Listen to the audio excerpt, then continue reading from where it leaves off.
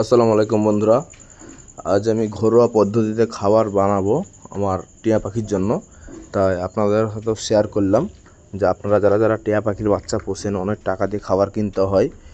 দেখেন, আমি আজকে ঘরোয়া পদ্ধতিতে বানাবো এবং পরীক্ষা করে দেখব যে খাওয়ার পর গ্রোথ কতটা হয় কিংবা কীরকম শরীর স্বাস্থ্য থাকছে, সেগুলো দেখব। প্রথমে যে উপাদানগুলো নিয়েছি, উপাদানগুলো হলো ভুট্টো, মুসুরির ডাল, মুগের ডাল, তারপরে চিঁড়ে, আতপ চাল, এগুলো এইসব ম্যাটেরিয়ালগুলো নিয়ে এগুলোকে কড়াইয়ে ভেজে নিয়েছি। একবারে মটমট করে ভেজে নিয়ে এগুলোকে মিক্সার গ্রাইন্ডারে দিয়ে এগুলোকে পিষতে হবে। পিষে আপনারা ছাতুর মতো করে নেবেন।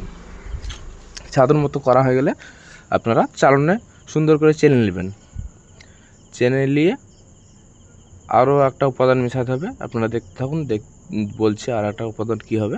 আর তার আগে আমরা দেখব যে এটা খাওয়ানোর পর কীরকম হয়, আগে কীরকম ছিল, এখন কীরকম হয়, গ্রোথ হচ্ছে কি হচ্ছে না, এটা পরীক্ষা করে দেখব। দেখার পরই আপনাদেরকে ভিডিওটা আপলোড করব।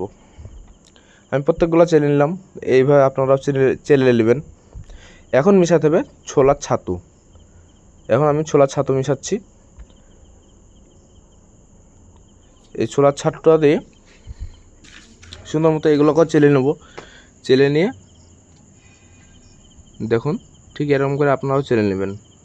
সুন্দর মতো চেলে এটাকে পুরো, এটা আমি যে খাবারটা বানিয়েছি, খাবারটা পুরো আমার 100 টাকার থেকেও কম খরচে কমপ্লিট হয়েছে।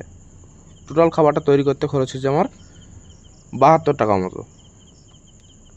আপনারা দেখুন, এখন আমি ওই খাবারটাকে গুলে ওই খাবারটাকে খাওয়াবো। প্রথমে কিছুদিন খাওয়াবো, খাওয়ানোর পর কীরকম হয় সেটাও আপনাদেরকে দেখাবো। খাবারটাকে আমি এখন ভালো করে গুলে নিচ্ছি।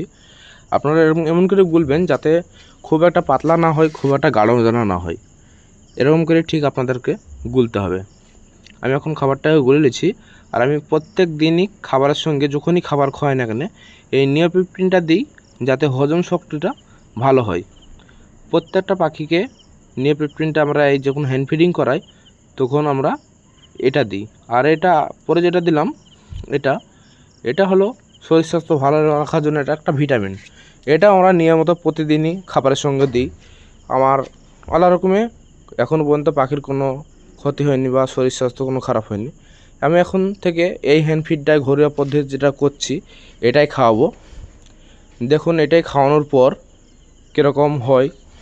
এটা আমি পুরো 1 সপ্তাহ খাওয়াবো। 1 সপ্তাহ খাওয়ানোর পর আমি এখন অল্প করে বানালাম। 1 সপ্তাহ খাওয়ানোর পর দেখবো যে খেয়ে কীরকম থাকছে। থাকার পর আমি আবার অনেক বানাবো। এটা শুধু চেক করার জন্য বানিয়েছিলাম। আমি যে দেখলাম 1 সপ্তাহ খাওয়ানোর পর পাখিগুলো অনেক ভালোই আছে, সুস্থ আছে, গ্রোথও বেড়েছে অনেক। তাই আমি আবারও অনেক বানিয়ে নিলাম, আপনাদের সাথে শেয়ার করলাম।